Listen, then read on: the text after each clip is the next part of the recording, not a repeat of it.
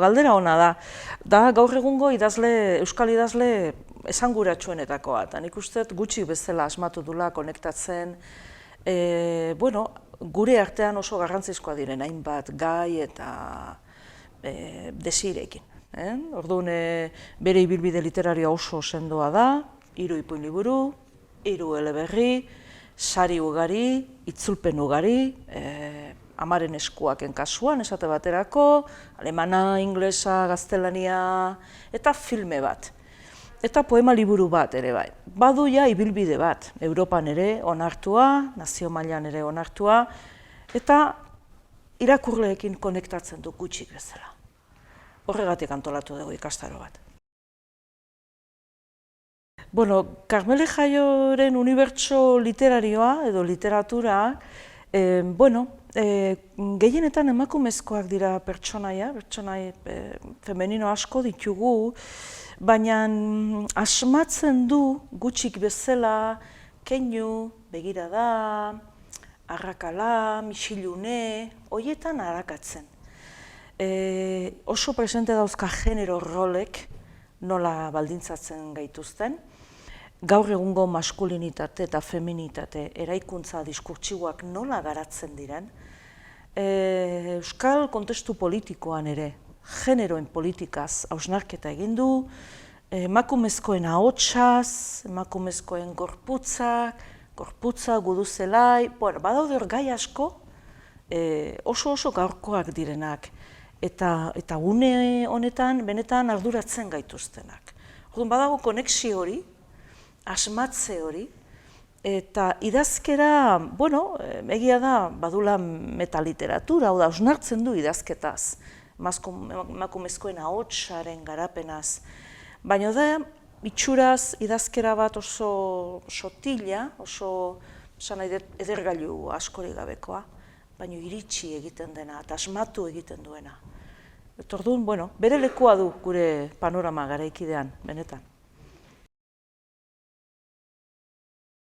Iragana itzuli egiten da beti, eta espektrala da, badu mamu itxura hori, eta, iraganeko pekatuak salatzen ditu, esangabe geratu direnak, nolabait justizia bat berreskuratzen du.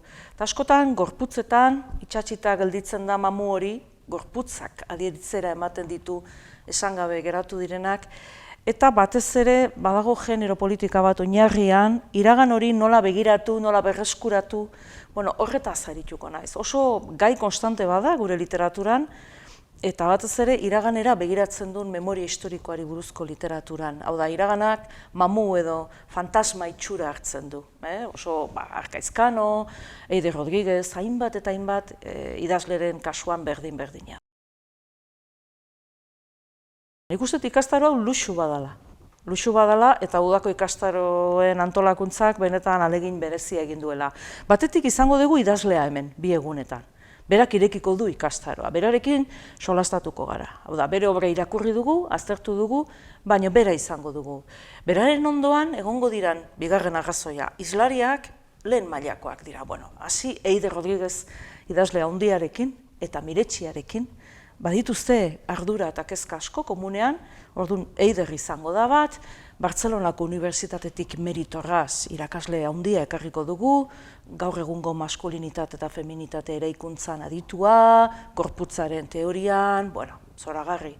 Gero egongo dira ikerlari gazteagoak Ane Bilarran poesiaz arituko dana. Itzulpengintzare landuko dugu Miren Ibarluzearekin, bai? Horretaz gain, nazioartetik ekarri ditugu Iker González Allende, Nebraskako Unibertsitatetik, eta berak hain zuzen maskulinitate eta feminitate eraikuntzan arituko da, baina ipuingintzan. Eta gero Larraitz Ariz Navarreta, Errinoko Center for Basque Studiesetik etorriko da, eta euskal identitatearen inguruko auzia ere landuko du. Hori gutxi balitz, 2 arratsaldetan ere saioak izango ditugu. Lehenengo arratsaldean Mireia Gabilondo. Eta ikusiko dugu pelikula, Amaren eskuak, eta komentatuko dugu zuzendariarekin. Eta bigarrenean, ixteko ikastaroa behar den bezala, te bat hartuko dugu, Karmelerekin, lorategietan, eta berarekin hitz egin da solasa izango dugu, ikastaroa biribiltzeko edo ixteko. Orduan, 2 egun dira, benetan trinkoak, baina, bueno, nik uste benetan gozatu egingo dugula.